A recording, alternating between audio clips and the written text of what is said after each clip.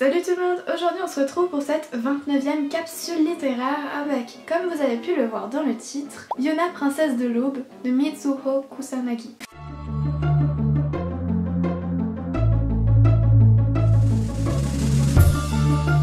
Ce livre, c'est un manga. On va y suivre l'histoire de Yona, princesse du royaume de Goka, qui, si je devais vous la décrire très brièvement, est une jeune fille un peu écervelée qui voue une admiration et un amour presque sans bornes pour son cousin Suwon. Lorsque ce dernier arrive, elle ne tient plus en place et elle essaye à tout prix de se faire remarquer par lui, sauf que lui ne voit que la petite fille qu'il a connue jusqu'alors et ne voit pas qu'elle s'est apprêtée pour lui. Ce qui fait beaucoup rire l'ami de Yona et de Suwon, qui s'appelle Ak et qui est donc un peu le protecteur de la princesse. Un soir pourtant, Yona est réveillée parce qu'elle a l'impression que des bandits se sont infiltrés dans le château et en sortant pour aller voir son père afin de l'avertir, elle a la désagréable surprise de tomber sur ce dernier, transpercé par une épée de la main même de Suwon. Elle est obligée du coup de fuir son château en compagnie de Ak et tous les deux vont se mettre en route.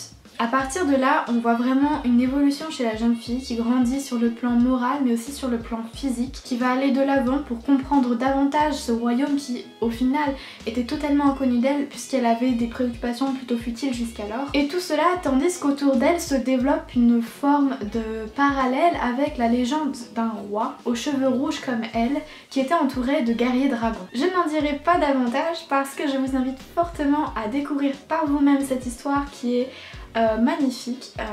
C'est un shoujo donc c'est normalement considéré comme pour jeunes filles mais je pense pas qu'en soi on puisse vraiment le limiter qu'à un public féminin. Vraiment je pense que c'est un roman qui peut parler à tout le monde. Et donc cette série comporte de très nombreux points forts. Déjà la qualité des dessins. Comme je le disais pour les mangas, la qualité du dessin est pour moi fondamentale et ici on la retrouve totalement puisqu'on va avoir droit à des plans magnifiques sur le personnage de Yona mais également sur les autres personnages. On va avoir droit à de très beaux paysages. L'autre point fort c'est également l'action. On n'a pas trop le temps de s'ennuyer durant toute la série, il y a beaucoup de rebondissements, il y a beaucoup d'action et les pages s'enchaînent les unes après les autres, les tomes s'enchaînent les uns après les autres et vraiment on avance dans la série sans jamais avoir l'impression qu'il y a un gros passage à vide. Comme pour le manga Magi, l'élément qui me plaît énormément dans cette série c'est la présence de l'humour. Je trouve qu'il y en a quand même moins que Magi, mais en soi c'est la même chose, c'est un humour percutant qui va arriver quand on s'y attend le moins, qui va nous faire voir une situation d'un point de vue différent, qui va nous la rendre moins pleine de tension. Je sais pas si c'est français mais c'est pas grave. Je pense que vous m'avez compris, c'est vraiment un humour qui est très plaisant à lire. Également le gros point fort de cette série c'est la perspective d'évolution. On suit du coup Yona et on voit vraiment le changement au fur et à mesure des chapitres, au fur et à mesure des tomes, de la jeune fille frivole qui veut juste avoir une romance parfaite avec son cousin qui s'imagine vivre dans le château et puis mener sa petite existence loin des misères du royaume de Goka. On va la voir grandir, se confronter à la violence de la pauvreté, se confronter aux violences de la guerre, aux violences faites aux femmes et on la voit vraiment changer de point de vue par rapport au royaume, se rendre compte que finalement le règne de son père n'était pas aussi parfait que ce qu'elle s'était imaginé jusque là. Et j'ai beaucoup aimé cette perspective d'évolution, ce changement qu'on voit vraiment dans ce personnage là. D'autant plus que Yona va vraiment s'affirmer, va devenir un personnage féminin très fort qui est juste parfois très bouleversante, qui est toujours dans une démarche très sincère. Également dans la même continuité on peut retrouver le développement accordé à chacun des personnages. Les personnages principaux sont vraiment bien développés, ils sont pas vides en fait, on va parler de leur passé, on va parler de leurs opinions,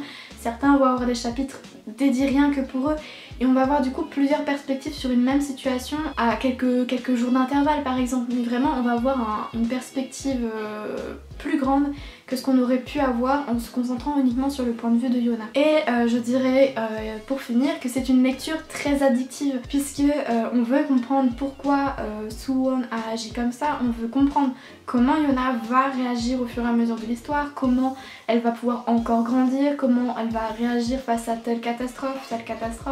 Vraiment il y a plein de questions qu'on se pose tout au long du manga et de la série et on a envie d'en savoir plus et je pense que c'est un bon signe par rapport à la série. Je vais me stopper là parce que sinon je risque d'en parler pendant des heures parce que c'est vraiment un manga, enfin une série que j'apprécie énormément. J'attends toujours les tomes avec impatience parce que j'ai envie de savoir la suite, voilà.